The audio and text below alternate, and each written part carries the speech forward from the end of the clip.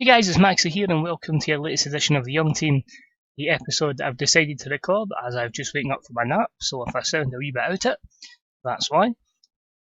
Eddie here decided to get up early to watch the F1 and has completely just messed up any sense of reality in doing so. But anyway, join us as we've passed the summer transfer window, we're into September. You can see the table, actually looking not too bad. There has been some positives, there has been some negatives in the season so far, but it does leave you with a little bit of optimism, which hopefully can maintain as we carry on the episode with that game against Morton at Capello Park. Of course, Morton being one of the sides alongside Aberdeen that are financially invested in a tycoon. So, since you last joined us for that game against Celtic, we are selling George Rice, a 18-year-old youngster to Liverpool goalkeeper, £5 million. Wanted to leave, contract was going to be up at the end of the season as a youth contract, and to be honest, if I'm not going to be managing for many more seasons, then why not cash in? So £5 million for him was good to get, and we turned down a late deal for Marianne Marescu from Club Brugge. The fee was less than his release clause, so I had no interest. Apart from that, only Paul Green departed his way to Rangers for £3 million. Got a few left backs, allows Greg Taylor to get back as number one. But I think you have to look at the profit margin there. 26 league appearances, and in that time a profit of 2.93 million. So, positives there. And just two late ones. Jim Adamson came in from Raith Rovers. I certainly felt it was someone that not just had potential, but someone that could do a job now. Very technically skilled, good first touch, passing was good, and mentally and physically in a good place. And Scott Taylor comes in from Manchester United on loan. Just again, same kind of idea, some good technical attributes, very versatile, can play left, right, 10 and up front, and possibly as an 8 as well. Mentally good and physically quite fast. Well, it can accelerate quickly, up to speed quickly, so I was happy with that. That's a positive. Now on for a positive and a negative. The negative being the complete arse-up of the Europa League qualifier. A 0-0 draw away to St Gallen, Switzerland is not too bad. A 0-0 home draw against St Gallen against 10 men for 72 minutes, is that right? Just try to math. Yep, 72 minutes. Wasn't on penalties, not good. Bad Sam Cosgrove. An elimination. That's bad. Hits the reputation, but it could give us a chance this year. The main thing about that is we're going to be a lot more fresher. And look at November, 2 matches in November. Don't get me wrong, still shitload in December. 2 matches in November can hopefully really, just freshen the team up, and if we can get through that horrible December, then we might have a good opportunity of doing well. But other matches since you last joined us, a wee bit of luck as well, it must be said. A match against St Johnstone was a 2-1 win. Craig Smith with the opener. Guargas equalised before Mustafa Amiri decided to go, I'm going to start scoring now, with his 90th minute winner.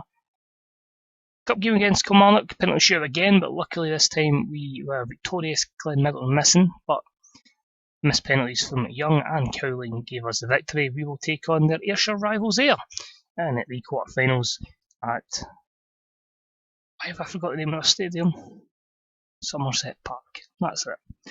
Hearts at home was next, and a good win there. A 5-0 victory, pretty emphatic. The hat-trick for Mustafa Amiri, Thomas Grimshaw, and Sam Cosgrove. Yes, that's Sam Cosgrove with goals. And then a return to face Kilmarnock was another 2-0 victory. Goals from Amiri again, and David Turnbull also scoring in the 90+1. So a couple of goals this year. I'm not complaining. So this month sees us with a trip to Morton and home games against Dundee United and Aberdeen, and a trip to Ayr in the Betfred Cup. Can we somehow put ourselves continuing in a good position in the Scottish Ladbrokes Premiership and at the same time progress to the Betfred Cup semi-final? The team should be fine. Of course, there's always an injury that fucks everything up. So Innes Evan will be coming out of the team, and it's going to be Grant Johnson with Marco Verratti on the bench, and Hillcoat will come out for Ryan Porteous. But look at all those options in the bench that are pretty decent, it has to be said. These are the boys that have been doing the job.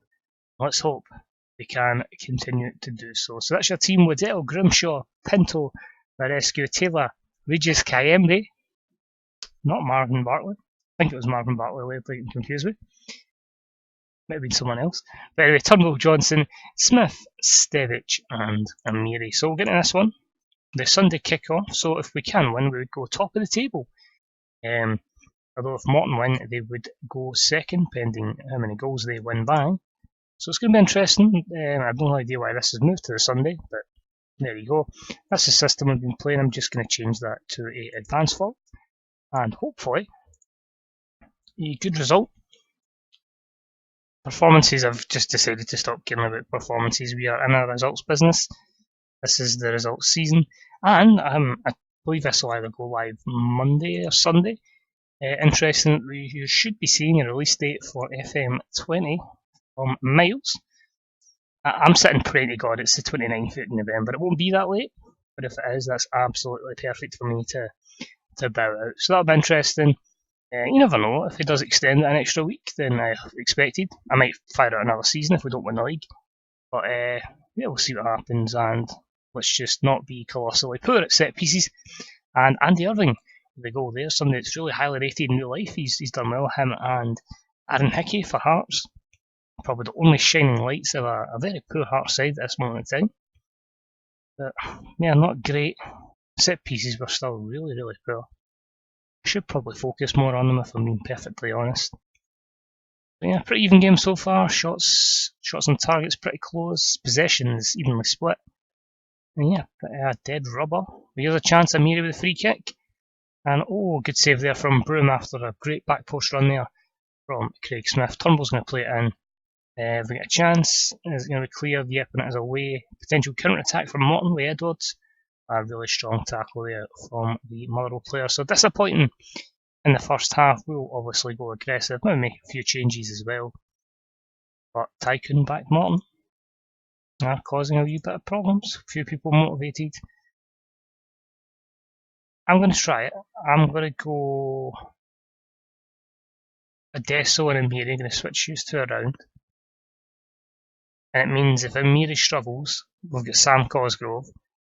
We can maybe even try Cadden in the 10, or even Turnbull in the 10, and then bring Marco Verratti in. I'm just going to change it to go attacking as well, just to see if we can get some enjoyment. I wouldn't say our team have played spectacularly well. There's a lot of very average ratings on both sides. You can only really say the goal scorer's got a boost because he's goal. Here's Greg Taylor to Kayembe.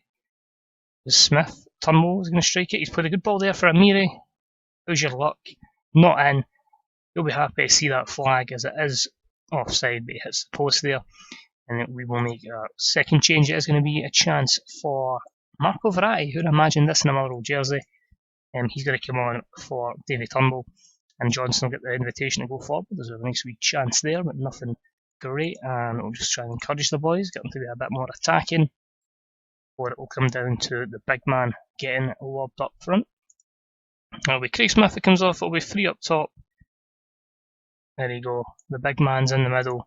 Big Sam Cosgrove as a support with 2. People that are putting pressure on him will go very attacking. Let's see.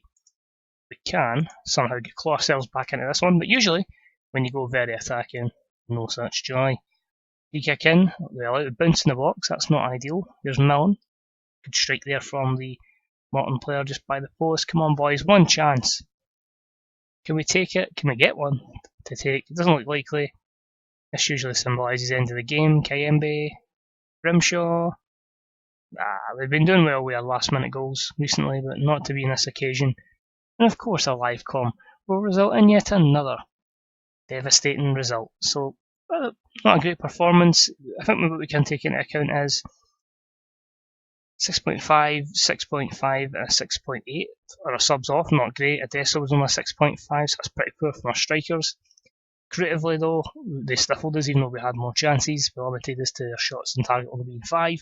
Defensively, though, Nicholas Davis, Nicky Rowland, and our former player Max Broughton, who obviously had a point to prove against us, all with pretty good performances, so that says a lot. The keeper with 7.0 is pretty decent too, and Irving doing well with that goal, boosting his performance. But not good enough, that's the main thing. But we'll see what happens, and we'll be able to go from there. It keeps us close. It means 3 wins and 2 defeats after 5 is not great, but we are ahead of Rangers. Most importantly, we need to keep that gap to Celtic. Admittedly, we have lost to Celtic, so that's not too bad, but we need to be beating everybody else to give ourselves an opportunity. So I'm going to get a head down, going to play a good bit of it, and hopefully when he's come back for the next episode tomorrow, we'll have some better news to show you, and hopefully Mitar will actually put the ball in the back of the net. So thanks for watching. Let us know if you think this could be the year.